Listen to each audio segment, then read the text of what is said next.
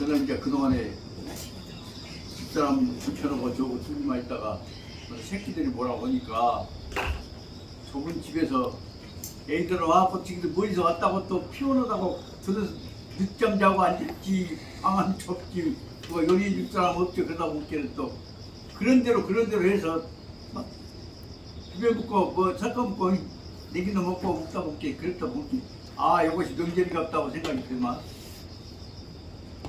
그런데다가 또 미안스럽게도 새끼도 되고 천식기를 처음부터 이제 사위가 내기도 또 데리고 오고 아들 며느리보다 손자 뭐라고 하다 보니까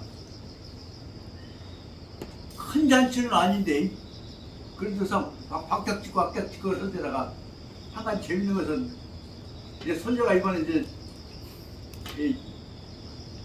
전남대학 그 수학과를 들었는데 공부 잘했다고 해갖고 장학금 받았다고 해갖고 이제 그것이 화제가 됐단 말이에요. 그 수학배가 무슨 것이냐? 수학을 기초로 해갖고 그 다음에 뭐 경제학도 뭣도 떠들고 그래서 너같이 입만 딱 담고 눈만 깜빡깜빡하고 뭐 아냐 그랬더니 할아버지 안 그래요. 저도 따지고 될 줄 안다고 그랬고 아 요새 가가 입이 많이 열려갖고 그래서 지금 들었어.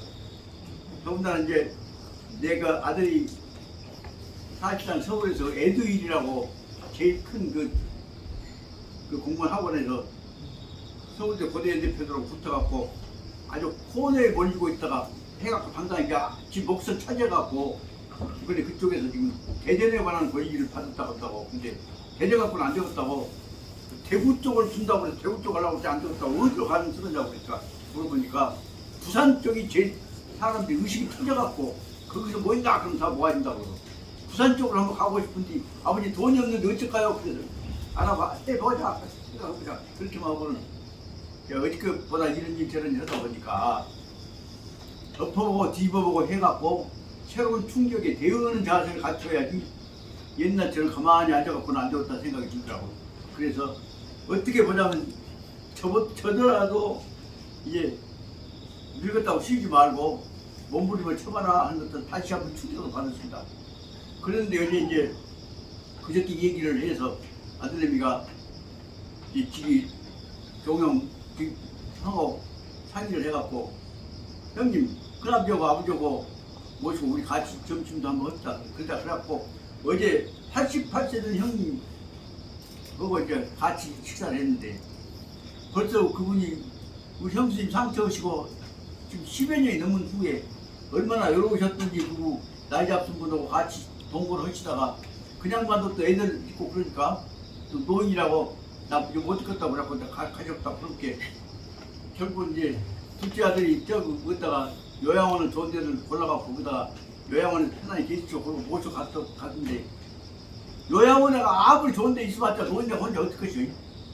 그렇게 도저히 못 듣겠다고 화가 나셔갖고는 그냥 애기를 불러갖고 난리를 친게 어쩔 수 없이 그래갖고 다시 이제 큰조카 집으로 지금 내려오셨는데 큰조카 집에 오셔갖고 며느리나 애들하고 다 흩어져갖고 있는데 이제 어떻게 모아갖고 그죠. 그렇게 결국은 사실상 말하자면 둘째 딸내미도 그냥 둘째 딸내미 와갖고 아버지 젓가락을 줬다고 하면서 그러다가 지내니까 뭐좀 오랜만에 지금 형님과 요양원에 계시다 나와갖고 어제 만났어요. 그랬더니 둘이 이제 어쩌고 지내셨냐고 어쩌다가 얘기하다 보니까 이제 손을 잡고 오신 말씀이 이제 진짜로 인생이 이렇게 나이들하고 이렇게 외롭고 답답할 수가 없는 것을 이제 느꼈다고.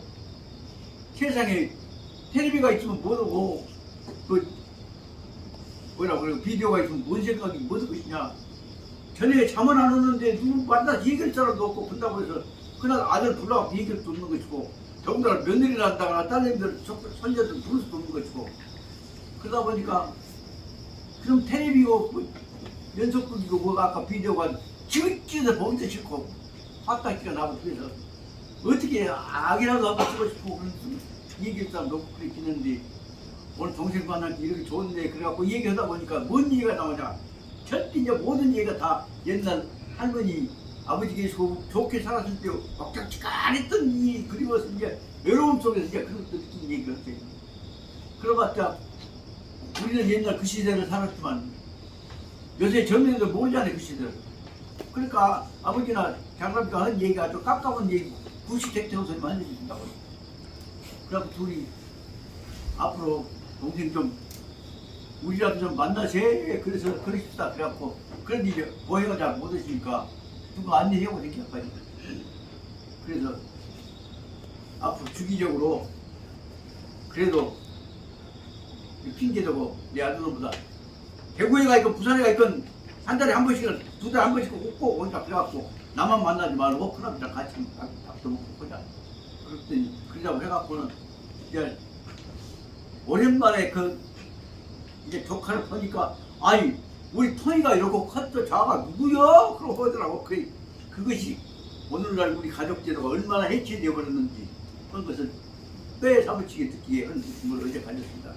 그러다 보니까 결론적으로 말씀드리자면 사람이 지금 잘 살고 행복하다 보면 특히 텔레비전이란다거나 개인주의에서 전부 다 산산이 깨져보더라고요. 그래서 사람이 사람을 만나야 하는 것이 아니라 매일 눈에 보이는 헛것만 만난다. 그래서 아침에 새벽에 책을 보다가 좀 건방지가 한다 했습니다. 형님 죄송합니다. 하느님 그 전부 다 관념적인 것이군요. 하느님 어디 있냐? 봤냐? 오셨냐? 핑계대고 그 핑계대고 왕초도로 하는 데만 써먹는 것이 하느님이었어요. 그래서 그냥 인간의 가장 중요한 것은 하느님이 아니라 마음이다. 마음과 몸이 붙어있는 것들이 열면 백이면 백이 모아갖고 사람들이 만나야지. 거기다 웃기다가 왕초 상징화 시켜갖고 깃발 날리고 그 높은 건물 짓고 그러고 거기다 겉으로만 인사 차리고 예배 드리고 가령 제사 올리고 이것이야말로 말하자면 전부 가식적 지배를 합리화시키고 잡는 것이구나. 그래 형님 그 88세 형님이 모처럼 나 동생 만나본 얘기가 눈물을 흘리면서 한 얘기가 우리가 더 가까이 사람 대 사람으로 마음으로 지내야 할 것인데 그 떠나갖고 명기 이름만 고사하고 명제라고 해갖고 이사하고 그걸 끝내버렸다. 그러면서 이제 아들 불러내 한 얘기가 내가 네가 아버지를 볼 때마다 미안하다. 조금 더 적극적으로 지원해갖고 보시공 하도록 하고 한번도 지원했으면 그런데 이 썩을 재산 놔두고 내가 찌그리게 못해갖고 네가 아버지 못 밀어갖고 못 키워서 미안하다 이 얘기를 오랜만에 형님 하시다고. 그거 듣고는 같이 손잡고 눈물을 흘리면서 아니요 그래도 출제 갖고 올라다녀버렸더라면 헛짓거리고 댕겼지. 내가 언제 가정 생기고 우리 끝을 생각했습니까? 그러고 지금이라도 앞으로 후학들 후손들 저들끼리 모아서 서로 오손도손하게 지내는 문제를 생각한다면 그게 제일 필요한 것이 무엇이냐? 사람 마음이다.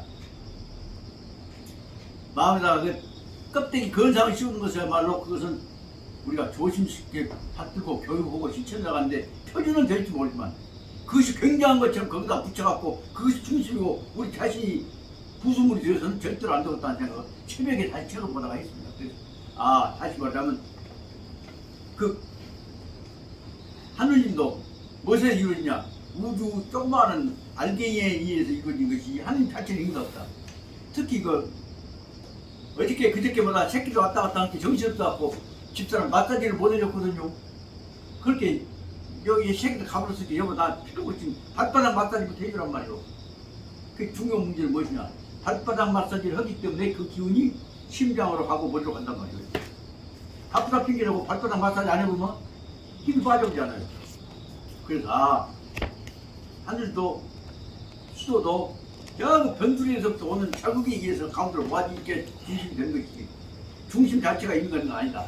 그것이 바로 말하자면 그동안 제가 지난번에 이제 자꾸 써먹은 얘기입니다만 발바닥 마사지 말초신경 자극을 통해서 신체 전체 건강이 되는 것이다. 그래서 느꼈지. 특히 이제 명절 지나고 나서 어저께 새끼들 보내보고 나서 그동안에 마사지 못했다고 해갖고 집사람 한 얘기 나 발바닥 마사지부터 해야 해요. 그리고 발바닥 마사지 한 다음에 침 맞아야 해요. 그 얘기 듣고 나서 나 굉장한 것처럼 보이지만 가장 본질적인 것은 가장 기초적인 것이다 하는 것을 느꼈단 말씀을 드릴 수가 있습니다. 그리고 두 번째는 그 틈틈 나는 대로 그래도 놀면 안 됐게 그래갖고 책 본다고 봤더니 이제 깜짝 놀랄 정도로 기억력도 떨어져 버리고 이해력도 떨어지고 시력도 떨어져 버리고 그래서 몸에 지금 형님 앞에 죄송합니다만 이 한시가 한 날이 그렇게 아깝게 가버린구나 생각이 들어서 지금부터라도 오기 부려야겠다 생각을 해서 좀 실수가 되더라도 오기를 내고 에너지를 생산을 해야지 점잖기만 지내다 보면 어느 순간에 팍딱 가버린단 말이에요. 그 생각을 최근에 듣겠습니다. 특히 이제 지난번에 어디까지 했었냐 그러면 중용 부분에서 17페이지 제일 첫 줄까지 했던 것으로 생각이 드는데 근데 그 앞에부터 이제 다시 읽어봤습니다. 그랬는데 그동안에 안다고 생각했던 것이 얼마나 몰랐는가 하는 것이 또 읽어보니까 또 생각이 돼.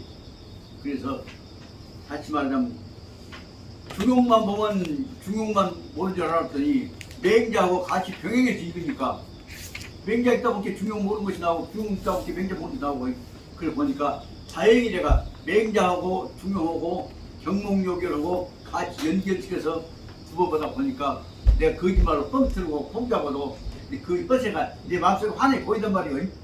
그래서 공부는 섞어서 해야 하는구나 하는 생각을 했습니다. 그래서 오늘 지금 다시 당장에 17페이지부터 하고 싶은데 그 17페이지에서 앞에 보는 15페이지부터 오는 그 대목 다시 말해 군자중용과 소인중용과 그 차이를 이제 설명한 것이 또 명제 지나고 나서 보니까 더 느끼죠.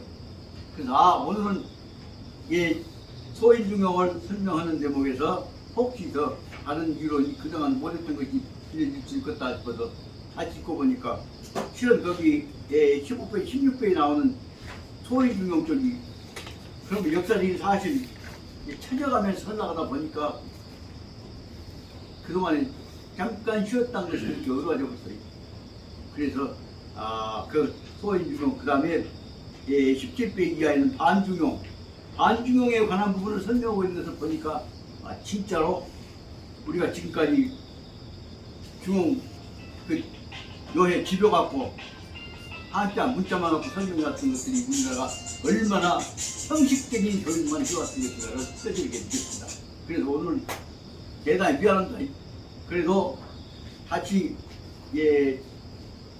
좀 속도를 내갈랍니다. 그래서 다시 군자중용과 소인중용과 반중용과 관계를 쭉 일단은 한번 대조해서 설명해 볼 필요가 있다는 생각이 들어서 그 대목을 설명할까 하고 생각했는데 시간이 많이 가버렸습니다만 또 시간이 갔어도 또 간대로 한번 설명했던 거고 다른 방향으로 설명했던 또 분명히 도움이 될 것이라고 생각이 돼서 진도해 나갈 것 같습니다. 좀 속도 내서 읽어가랍니다. 15페이지 보면 제2장에서는 중용, 반중용을 생각하는 것은 무엇이 왜 중요하냐 그러면 어떤 상황이 와도 어떤 경우에도 항상 그 상황에 가장 적합한 것을 찾아야 한다. 그것보다 뭐라고 했다고? 현담치 그것보다 뭐라고 그래? 치중이라고 그래. 어떤 경우에 어떤 상황에서 가장 알맞은 방법을 생각해야 돼야 한다.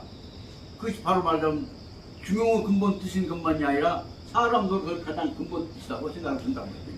그래서 보자면 시중이라고 한 말은 시중 가운데 중자는 마땅을 이자하고 똑같은 뜻이란 말이에요.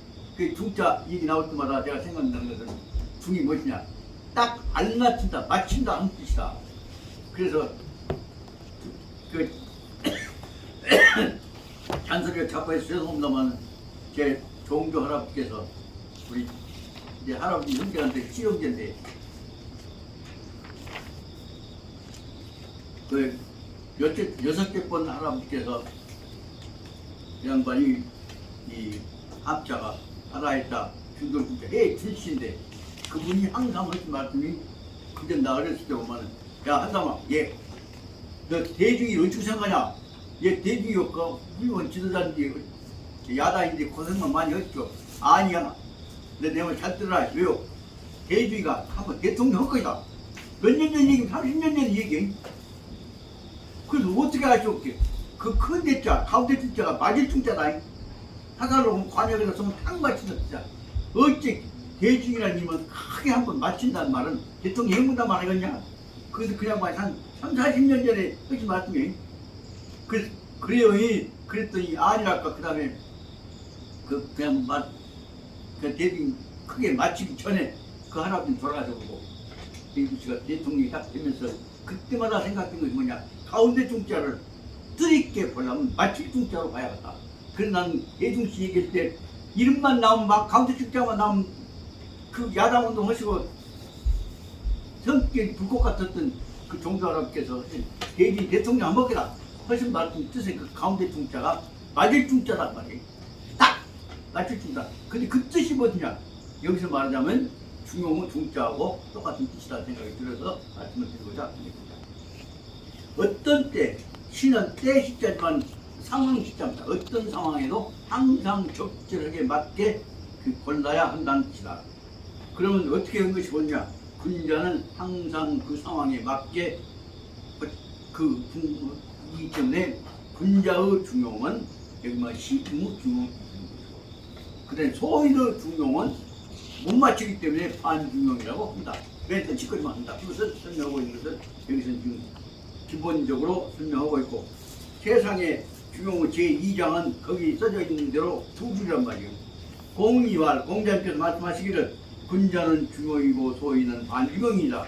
군자는 항상 적당한 상황에 가장 알맞게 행동을 골라서 하는 것이고, 소인은 항상 맞춰서 가야 할 것을 갖고 지원자 꼬라지 내지나 팩 틀어진 방향으로 가기 때문에 반중용, 중용을 되게 한다고 너무 중용 되게 하면 와서 소인들은 와서 그는 후꾸적 그런단 말이에요. 그래서 소인들은 중용을 못하게 방해치고 잡아두는 것들이 소인이라고 하는 뜻이란 말이에요. 그래서 군자지 중용인, 그 군자가 중용한다는 것은 뭐냐면 군자는 이 시중 어떤 상황에든지 거기에 알맞게 조절을 하려고 맞추려고 하기 때문이고, 소인이 반중용, 소인이 중용을 어지러 버린다는 것은 무엇이냐? 그럼 소인은 무기탄냐, 남이 있건 간에 지어보고 싶은 대로 눈치코치 없이 무기탄만 스스로 조심하지 않고 절도하지 않고 일을 저지르기 때문에, 다시 말하면 소인은 철저한 개인주의 부책임주의자고, 군자는 자기 혼자 있는 것이 아니라 우주와 균형을 통해서 항상 행동을 하기 때문이다. 그 대목을 말하자면 중용과 반은 반중용이라고 설명했지만은 개인주의와 우주조화주의와의 차이다. 그렇게 말할 수가 있습니다.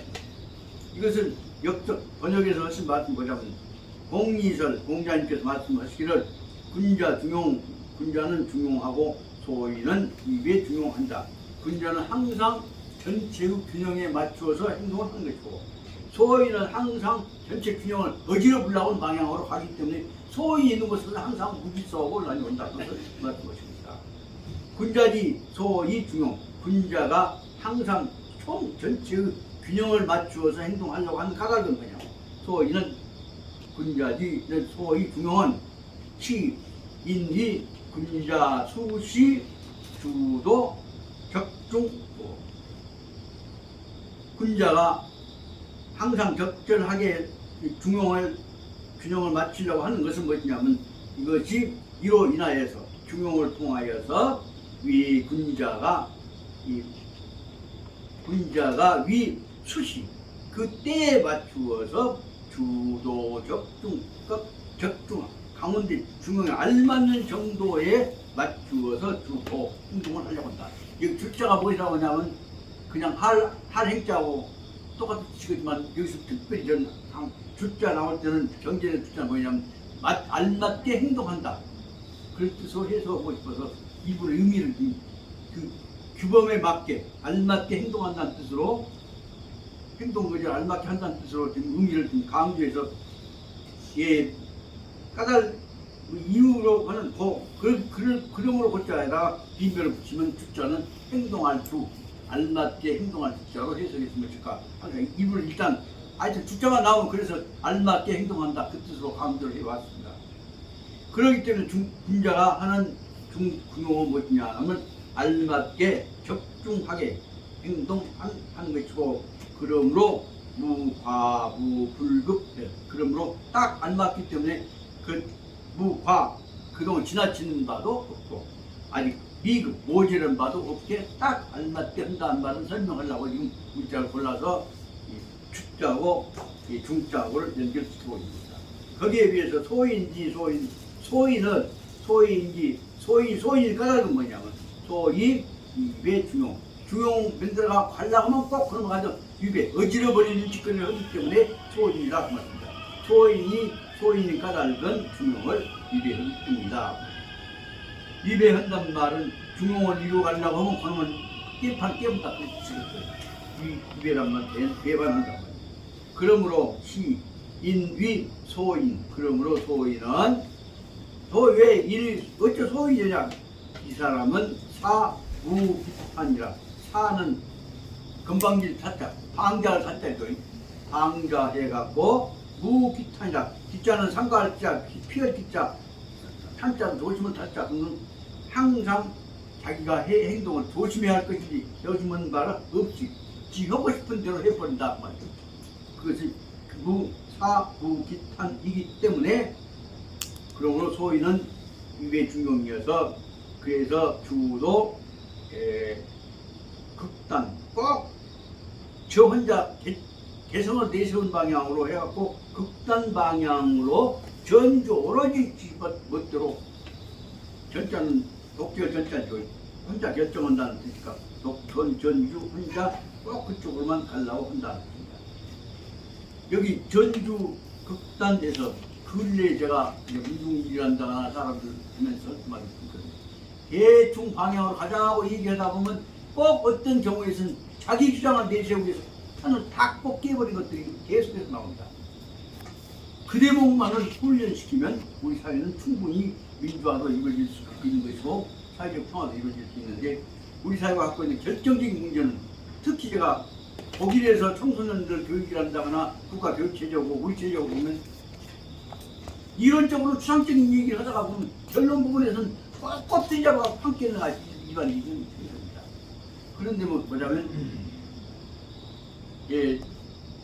특히 사람이 모아서 합의를 해나가는 방법을 교육시키는 것은 기본적 교육 방법으로 하고 있는 독일 교육, 초등교육에서부터 이런 그것들을 우리는 어려서부터서 합의하고 토론하는 방법들을 교육시키는 것이 기본 교육 기초가 되어야 할 것이 아니냐는 생각을 하고 있습니다. 들어보자면 그 사람들은 어렸을 때부터서 꼭 합의하고 파악하는 공부를 시키고 있습니다.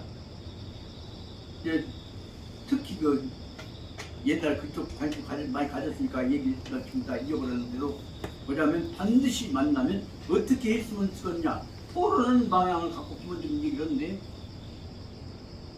우리는 어쩌냐면 어떻게 했으면 쓰겠냐 자기 개성을 나타내는 방향으로 주장을 내세워갖고 판을 끼워갔다 그 말입니다. 그런 제목이 뭐냐면 안 해도 자기 말은 뭘 해도 어찌로 간에 꼭 어떤 방향으로 가는 것이 다수결이냐 좋냐 그 문제에 관한 선택 방향을 간단히 말하면 뭐냐면 선택과 집중이라고 그러죠. 단지 그 합의의 과정 선택과 집중에 관한 문제를 가지고 무엇을 가지고냐 의사 단일 원칙 한 주제에 관해서 선택과 집중을 통해서 가장 효과적인 합의를 도출하는 방향을 어려서부터 사람들은 교육시켜왔단 말이야. 근데 우리가 그게 없어 지금. 그래 그 대목을 앞으로 여기 강원 만드는 청소년 교육체제에서는 어떻게 하면 가장 기본적인 합의에 도달해간 방법을 만들어갈 것이냐 그것은 좋다 생각을 하고 있습니다. 자, 그 다음에 이제 본안으로 들어가서 보자면 해독편에 보자면 여기서부터 공자는 제허다 언론 중에서 소용, 분자와 소인, 착위, 일종, 예증했다. 공자님께서는 허다 언론 수없이 많은 말로 따지는 가운데 언론 가운데서 말로 얘기하고 따지고 가는 가운데서 도용 항상 도용 군자와 소인 군자와 소인은 군자는 총체적인 조화를 취한 사람이라고 본다면 소인은 자기 개체성을 내세운 것을 소인이라고 일단 대조를 해보겠다. 군자와 소인을 자기 일종 예증 반드시 하나의 예를 들어서 나타내는 증자는 증거도 되고 나타난단 말이죠. 가장 대표적으로 나타내는 일종 예증이니까 대표적인 예로 나타내는 것으로서 자기 그 예를 지어왔다 말입니다. 그 중에서 보자면 소인은 뭐냐면 주소인은 소인 노릇하기는 이 쉬울 쉽고 그 다음에 주군자는 흔난 군자 노릇하기는 흔히 매우 심하게 뭐지? 난 매우 어렵다. 그런데 또 더 나가서 주비군자 갱고적성인 그런데 군자에 비해서 더 높은 인격을 가진 더 높아야 하는 더 품격이 높은 거지. 갱고적 더 높은 성인은 군자보다 더 높은 성인은 갱시 또한 더욱이 난상가난 어려운 가운데 더 어렵다. 다시 말하면 군자 노석이도 어려운데 성인 노릇하면 더 어려울 거 아니냐. 그것을 표현하시면서 표현을 지금 간단히 했지만 소인 노석이는 쉬워. 한 깨니까. 근데 공동시키려면 어려워.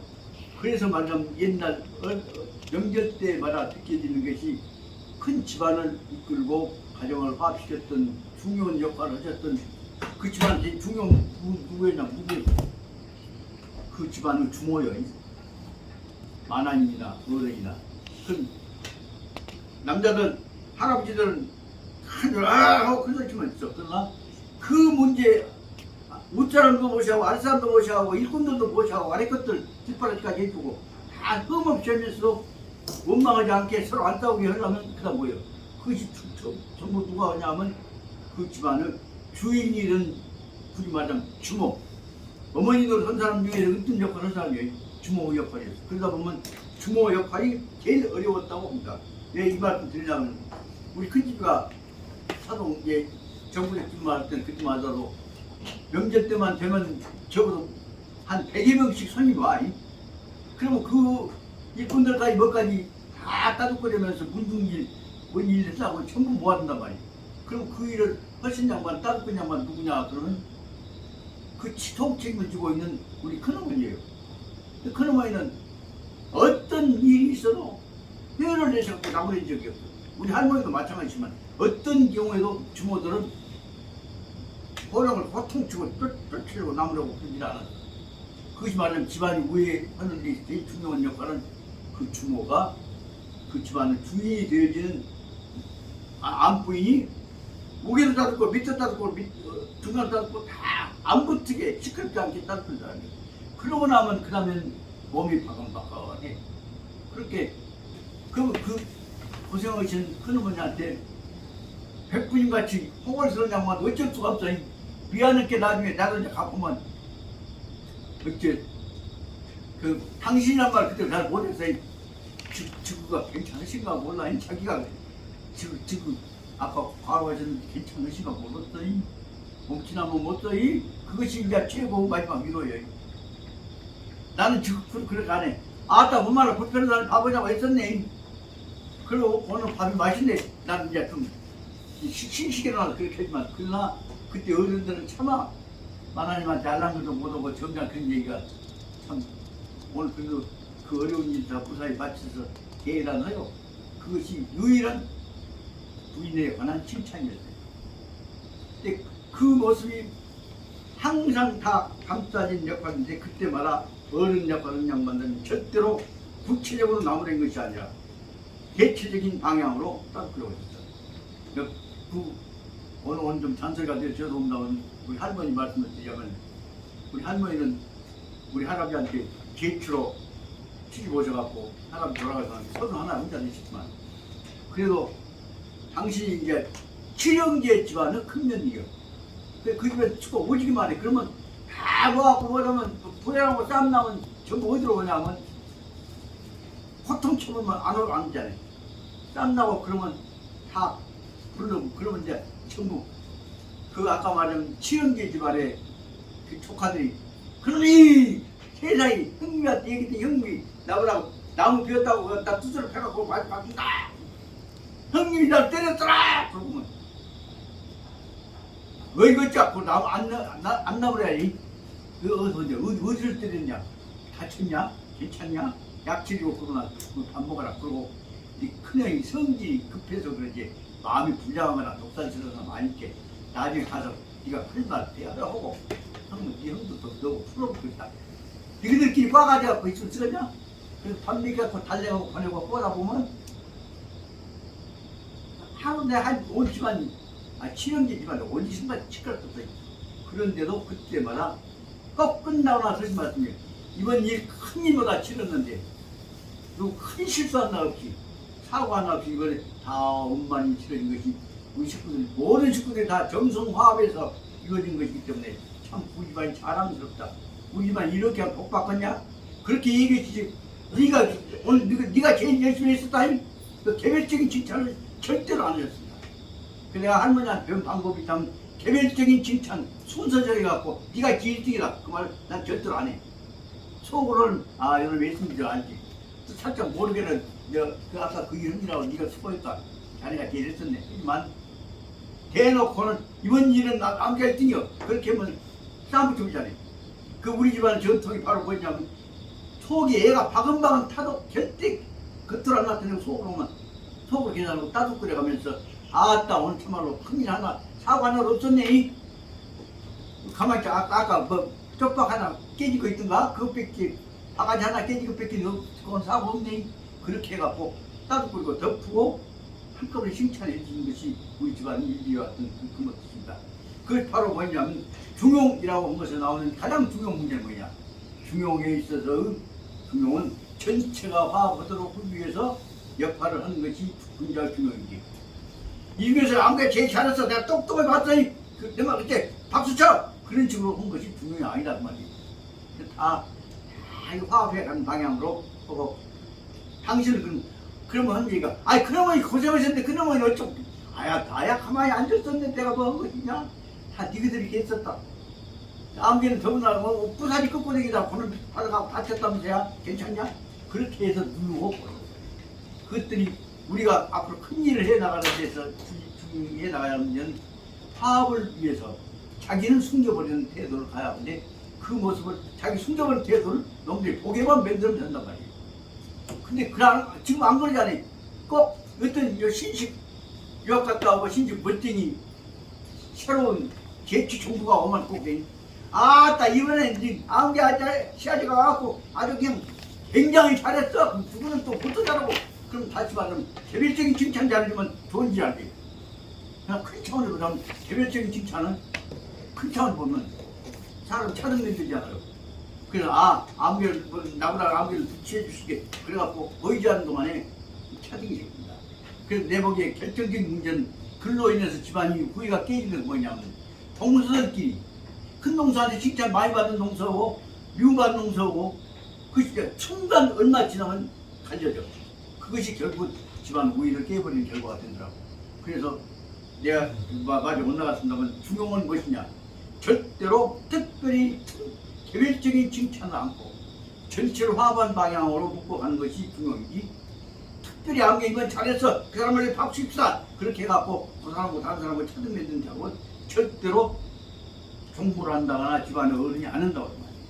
그 뜻을 말씀드릴 수가 있다. 말이 못 나갔습니다. 따라서 군자 중용이라고 하는 것은 군자 자기는 싹 없어져 버려. 그리고 전체가 화합만 이루어지게 하는 방향으로 나가는 것이 군자 중용이라고 합니다. 거기에 위해서 소위는 무엇이냐? 그럼 그 상황 속에서 nom보다 제일 먼저 꼭 무엇인가 하나 나타내려고 한다. 특히 그동안에 다뤄왔던 제자들 중에서 이런 버릇 고쳐왔다, 잘못 만들었다 싶은 게 뭐냐면 말을 하고 나면 놈이 다 하고 있는 일 조금 앞서가면 제일 먼저 나서가 관치게. 그것보다 뭐라고 해? 응구척대라고 합니다. 말 나오면 제일 먼저 똑같나. 다 알고 있는 말이지만 자기가 먼저 꼭 나서를 먼저 하랍니다. 아마 생각해보면 나도 어렸을 때 그래갖고 저는 뭘 좋아 똑똑하단 말을 그렇게 그것 갖고 했던 것 같아요. 근데 그 후로 그럼 못 썼다 싶어서 저는 그 후로는 안 지킬 줄 않으려고 했는데 그럼에도 젊었을 때는 어렸을 때는 안 지킬 잘해 이쁜 것 같잖아요. 그래서 그 바로 응구척대. 말 나오면 너보다 먼저 다 아는 얘기를 먼저만 얘가 안 지키려고 한다. 그런데 그래 뭘 그런 못해야 하지 말고 너 참 머리가 좋구나. 그 대신에야 넌 다 알고 있을게. 다른 사람이 표현하게 네가 먼저 나서지 마라. 그렇게 해서 큰 차원에 네가 다 누가 잘한가 하면 네가 봐라. 그렇게 따로 그려줘야지. 절대로 너 참 머리 좋아야 그렇게 해가 보면 나중에 민받고 한 것들을 알 수가 있다. 그 대목이 바로 여기서 말하자면 중용이라고 하는 뜻은 뭐냐. 자기 몸을 낮추고 숨겨버리고 전체 조화를 일으키는 것을 중용이라고 한다. 더군다나 성인이 되려면 얼마나 어려운 일이냐. 그 성인은 성인 노릇하기는 군자 노릇은 어렵다는 말씀을 하고 있습니다. 그게 셋째 줄부터 그러므로 소위 그러므로 군자 중용이라고 하는 것은 취시 군자 행사가 부합 중용이도다. 군자가 행사하는 것은 뭐냐? 자기 행사하는 결과가 전체의 중용의 도에 합당하는 것을 합당하는 것을 말하는 것이지 자기가 중용기도를 하겠다고 한 것을 나타내라 한 것이 아니다 그 말입니다. 꼭 알아두셔야 할 것은 그러니까 군자가 행사하는 것은 군자는 없다. 전체의 중용 상황이 이루어지도록만 했으면 되는 것이다. 내가 핵심이 있는 것이다. 그러므로 그것을 풀어서 하는 말이 불편, 한쪽에 기울어지지 않는 것, 편이 아닌 것, 한쪽에 치우치지 않는 것을 말하면 중이라고 하는 것이고, 불편, 규는 말한다, 이른다 그 말이죠. 불편, 한쪽에 치우치지 않는 것을 중이라고 하는 것이고, 불변, 이때는 이렇고 저때는 저렇고 하는 변덕을 일으키지 않는 것, 상황에 따라서 변해가는 것이 변인데 상황에 따라 이랬다가 저랬다 앉지 않는 것을 말하자면 용이라고 한다. 용이라고 하는 것은 어떤 경우에도 동등하게 맞대응해 준다는 것으로 볼 수가 있다. 그러니까 중과 용은 중은 얼른 보기에 객관적으로 나타나는 것이고 용은 중적 상태를 유지해 나가는데 조절적 기능이 들어있다고 볼 수가 있지 않나 생각이 듭니다. 그러니까 중은 기본적인 방향이고 용은 그동안에 조금 차질이 있다가 한 것들을 따뜻거려 갖고 줄을 다시 교정시켜 맞춰 나가는 방향이다. 이렇게 볼 수가 있습니다. 야, 그러므로 또 야, 즉시 이 분료 편이 자기적 원칙. 그래서 중과 용이라고 두 가지 합쳐서 말합니다. 그러므로 이것이야말로 중용이라고 하는 것은 분료 편이 자기 원칙, 자기 원칙을 한쪽으로 치우쳐지도록 편이 이쪽으로 저쪽으로 가도 흔들리게 하는 것을 하지 않는 것이죠. 분료 편이 한쪽으로 치우쳐서 이치가 떨어가 있지 않습니까? 한쪽으로 기울어져 가도록 하지 않는 것을 용이라고 하는 것이고 중용이라고 하는 것이고 다시 말하자면 불대변 자기적 원칙, 자기가 갖고 있는 원칙을 상황에 따라서 대상에 따라서 이렇게 저렇게 변동시켜 적용시키지 않는다는 뜻이다. 그래서 보자면 자기 원칙을 변경시키지 않는 것일 뿐만 아니라 자기 원칙 자체를 상황에 따라서 내면적으로 이렇게 저렇게 속으로 변경시켜 나가는 것도 아니다. 밖으로 보기에도 함부로 변동시키지 않고 속으로 자기 내면에 있어서 자기 원칙을 마음속에서 이렇게 변경을 부리지 않는 것이다. 그러므로 여차 상반 이와 같은 것을 거꾸로 뒤집어보자. 중용이라고 하는 것은 자기 원칙을 바꿔가지고 것이 아니다 라고 말했다면 그것을 다시 뒤집어서 말해보자면 여차 상반 거꾸로 보자면 소일은 반대 중용적. 다시 뒤집어보자면 소일은 항상 언제든지 자기 원칙에 맞추려고 하는 것이 아니라 세상에 따라서 이렇게 저렇게 바꿔간다. 그래서 소인은 반대 중용, 반대 꼭 전체가 균형으로 가려고 하는 놈을 꼭 한쪽에서 비틀어 버리려고 한다. 그래서 타함은 그들은 뭐서 보냐면 견풍 타이사타 바람 부는 데 따라서 그때 맞추어서 타사 때까는 배 갓대가 방향 타라 뒤에 그 꼬리 이렇게 흔들겠죠.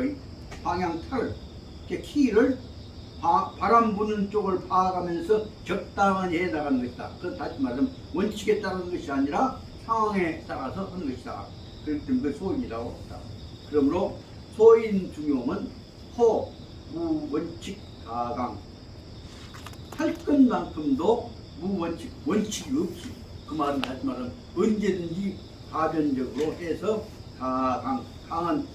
강권단 말도 되고 행동을 선택한단 말도 되죠.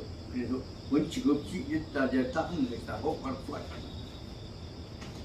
그렇게 해놓고 이제 여기서 16페이지에서 보자면 오늘 특히 말씀드리고자 하는 것은 의미를 또 분석해서 설명하는데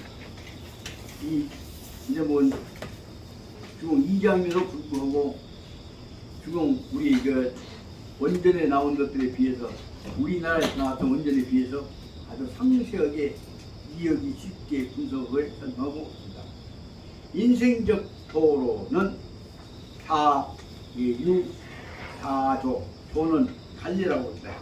우리가 사람이 가야 할 길, 도로 가는 길은 이 길 저기 가야 할 길이 다도 여러 가지 갈래가 있는데, 인문들은 최희환 주적시 첩경이다.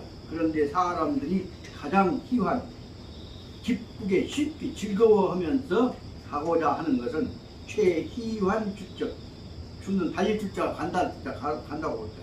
그래서 사람들이 가장 즐겁게 가고자 하는 것은 무엇이냐?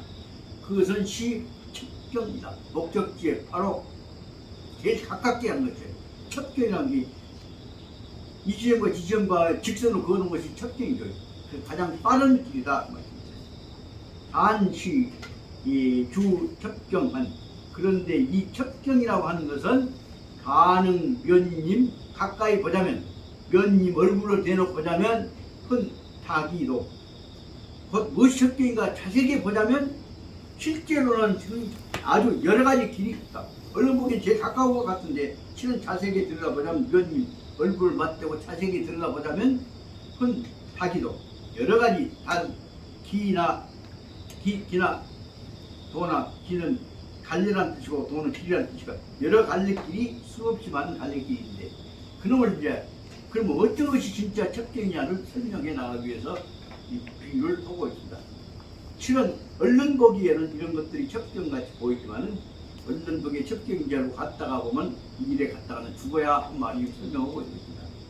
가능시 첩경으로 보일 수 있는 것들은 무엇이냐? 첫째로는 단로, 가다가 보면 앞길이 끊어져 있는 길, 그 단로 앞길이 갈 길이 끊어져 있는 첩경이 얼른 보기 첩경같이 보여.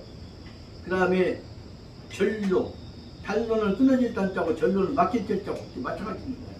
전로는 갈 길이 무너져 있는 것. 그 다음에 사로, 거기 들어갔다 보면 걸려서 나오지 못하고 죽어버릴 길. 그 아주 어떤 일을 다 심하게 대조해 놓습니다. 그 다음에 말로는 가봤자 끝이 없는 길, 마지막 길, 돌아올 수 없는 길. 그 다음에 단도는 가봤자 나갈 수 없는 막힌 길. 이런 것들 다 나름 여기 다 뒤에는 단로, 앞에는 단로를 말했죠. 이런 것들은 달로, 전로, 사로, 말로, 이런 것들은 다 말 맞으면, 한 말로 말하자면 달로는 멀리고 희망, 달로라고 하는 것은 희망이 없는 길이라는 뜻이고, 전로라고 하는 것은 정의, 주험, 정이라고 하는 것은 뾰족뾰족한 주석의 방석이 그냥 뾰족뾰족하다고 그럽니다. 그러니까 정이라고 하는 것은 쉽게 말하자면 자동차 바꾸라고 꽂아놓은 목 같은 것을 정이라고 했죠. 그래서 말하자면 전로라고 하는 것은 기회가 밟을 수 없이 곳이 뾰족뾰족하게 나와 있는 그런 길이에요.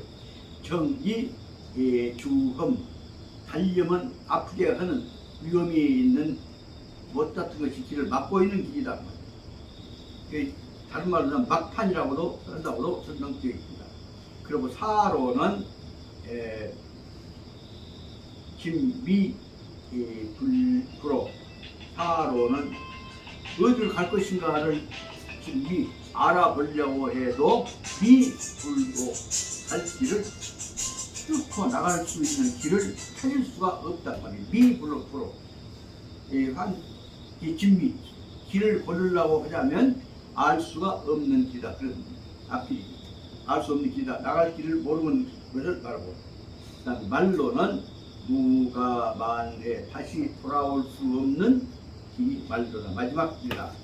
그러므로 소위 첩경적이라고 하면, 그러므로 오늘날 첩경이라고 하는 것들은 이 투기하고 취요인데, 근본적으로 건전은 정당한 상식으로 간 것이 아니라 기특은 눈치죠. 눈치 봐갖고 뛰어든 것이고, 취교 요령 불어가지고 뛰어든 것이고, 그러니까 취요라고 하는 것은 다 올바른 길로 가는 것이 아니라 그때 눈치 봐갖고 적당하게 가려고는 기회주의적인 길을 말한다면 여기 있는 대로 투기하고 취교하고 있는 이해관계 갖고 눈치 봐갖고 본론의 길이라고 봅니다. 그러므로 도시 불기로, 그러니까 방금 얘기했던 전로, 사로, 달로 이런 것들은 다 모두가 다 불기로 돌아올 수 있는, 모두가 다시 정당하게 돌아올 수 있는 길이 아니다 그 말이다. 그 무불기로 우리가 그 불기로란 말은 다시 말하면 우리가 그 길을 택해서 갈 길이 아니다 그런 말로 해석할 수가 있겠습니다. 여기를 말하자면 편의상 16페이지 제 처음 시작은 인생적 도로는 이거 달리 있다고 써져 있는데 그것은 첩경이라고 있는데 첩경을 설명한 것이고 그 다음에 그 셋째 줄부터 환유일조로, 그런데 환은 오히려 반대로 거꾸로 말하자면 한 가닥 길이 있는데 이것은 진관, 간난, 진관은 무엇을 임에도 불구하고 몸을 무릅쓰고 그런 말이다. 그런데 다른 길 하나가 있는데 이쪽 길은 뭐냐면 간난, 모든 간이나 난이나 어려움이죠. 모든 어려움을 반드시 무릅써야 하는데도 불구하고 단 대인생 내선 비상관건, 그러나 인생을 가는 데 있어서는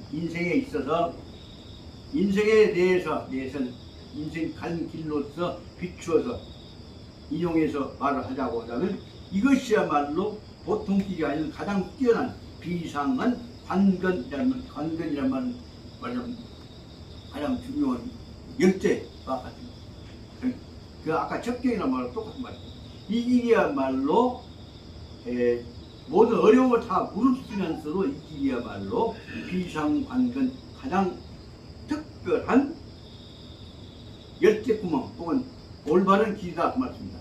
이것을 말하자면 우리는 뭐라고 설명하냐면 취시정로, 어려움에도 불구하고 꼭 가야 할 길이라면 이것을 정로라고 하는 것이다. 그러니까 첩경이라고 한 것과 정로라고 한 것과를 대조해서 설명을 하고 있습니다.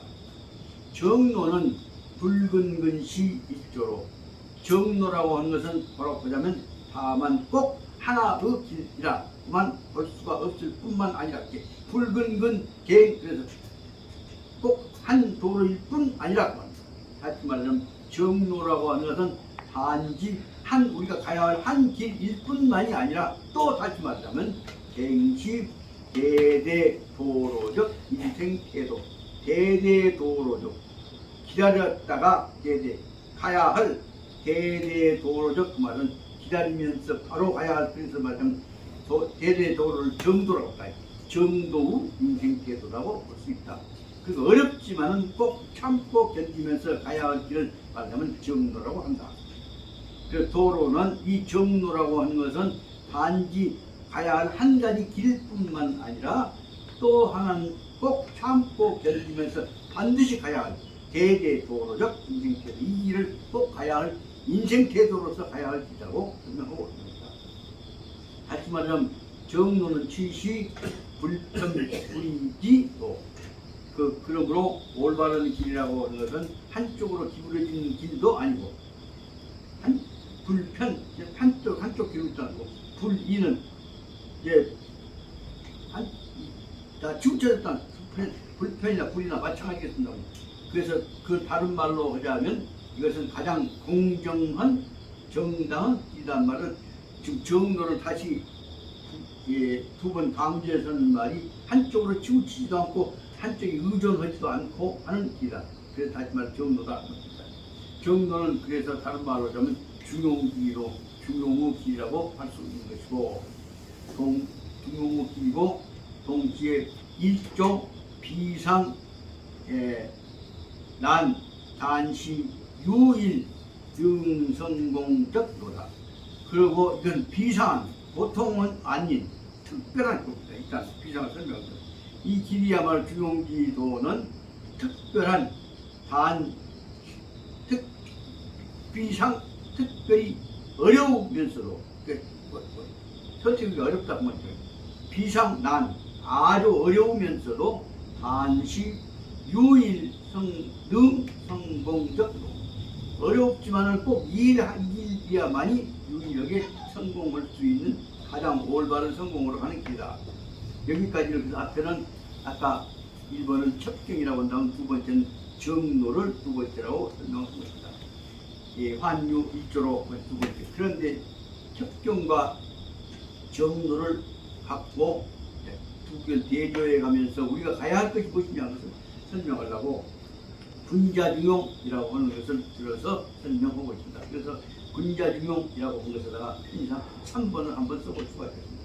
작은 3번을 쓰자면 첩경에 대해서 정로에 비해서 군자중용은 어떻게 이런 정도로 올라갈 것이냐 것을 설명하고 있습니다. 의미 군자요 군자중용의 의미를 보자면 군자는 요 준순 중용기도 군자는 반드시 요 하고자 요자 반드시 준순 중용기도 가야 할 마땅히 가야 할 중용도를 택해서 한다 그 말입니다. 군자는 착 중용도를 택한다 반드시 택하고자 한다. 그래서 달리 말을 하자면 반괄에서 거꾸로 뒤집어서 말을 하자면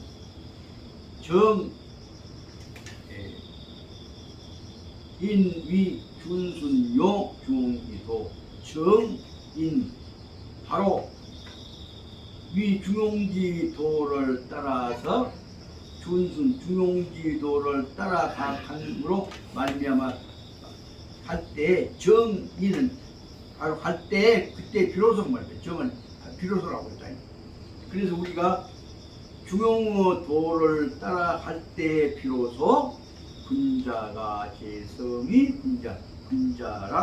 군자라고 하는 존재가 제성 그때 비로소 군자가 되는 것이고 군자의 성품을 가지고 있어도 여기 중용지도를 못 따라가면 군자를 불제성이 불성이 있는 군자를 이루지 못하게 된다. 군자가 이루어지려면 군자가 가야 할 성품만 가지고 그런 것이 아니라 반드시 그 성품을 통해서 중용지도를 거쳐 가야 하는 것이다. 그러므로 중용지도는 군자가 가야 할 도인 동시에 거꾸로 말하자면 중용지도를 통과해 감으로써 군자가 비로소 군자가 되는 것이다 라는 말로 결과까지 완성하는 데까지는 중용지도를 거쳐야 한다고.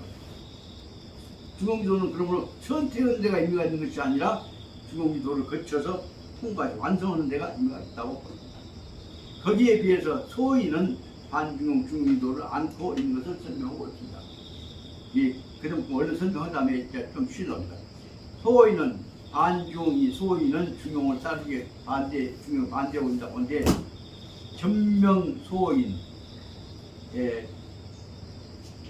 소인이 전문주 전명 소인 전명은 전명 지적해서 설명한다고 하죠.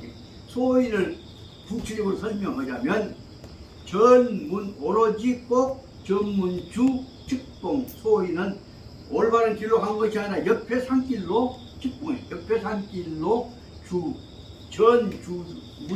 전문주 꼭 그쪽 길로만 달려가려고 하고 첩경 꼭 가야 할 길을 놔두고 바른 길로만 가까운 길만 가려고 한다. 이 첩경은 지난번에 얘기를 했습니다만 길 놔두고 그 좋게 논두길로 가면 할 것인데 꼭 그 가운데를 무질러 갖고 농가운데 가까운 데 가는 것을 첩경이라고 한다고 합니다. 이 첩경은 뭐라고 하냐면 좀 논두길로 가면 할 것인데 그걸 안 돌아가려고 꼭 가운데 거리밭 그 다음에 채소밭을 무질러 갖고 가는 것을 첩경이라고 한다. 그렇게 생각해 볼 수가 있겠습니다. 그래서 위반요 불편불의적 중용기도 첩경이라고 하는 것은 쉽게 말하자면 불편불의적 똑바로 가야 할 길을 놔두고 여러분 뒤집어 갖고 그 가운데를 무질러서 불편불의적 올바른 길로 한쪽으로 치우치지 않는 논두렁길 발두렁길을 그대로 가면 할 것이 아니고 불편불의적인 중용기도를 놔두고 위반요 그런 걸 무질러 갖고 농가운데 가운데 길로 제일 빠른 길로 간다. 물탄 구멍 뚫고 간다. 뚫습니다. 그래서 이것은 태이익이 크게 할 것이다.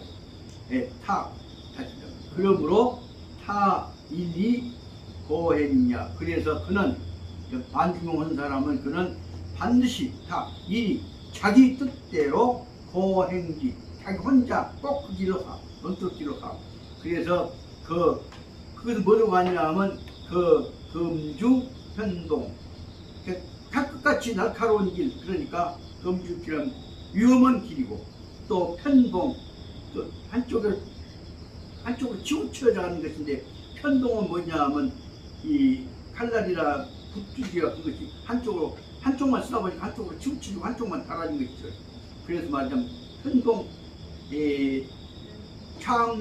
금주 편동이라고 하는 말은 한쪽만을 써서 아까 얘기했던 불편불이정 방향이 아니고 치우쳐진 방향으로 간다는 뜻을 말이죠. 그래서 태이과 가는 짓이 한쪽으로 크게 기울여져서 하는 것이다.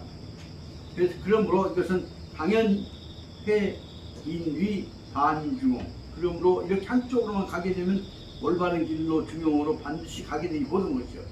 당연히 회인위 반중용. 그렇게 되면 중용이 아닌 방향 쪽으로만 기울어진 것에 회인위 가게 된 것 때문에 위를 회라고 하는 것은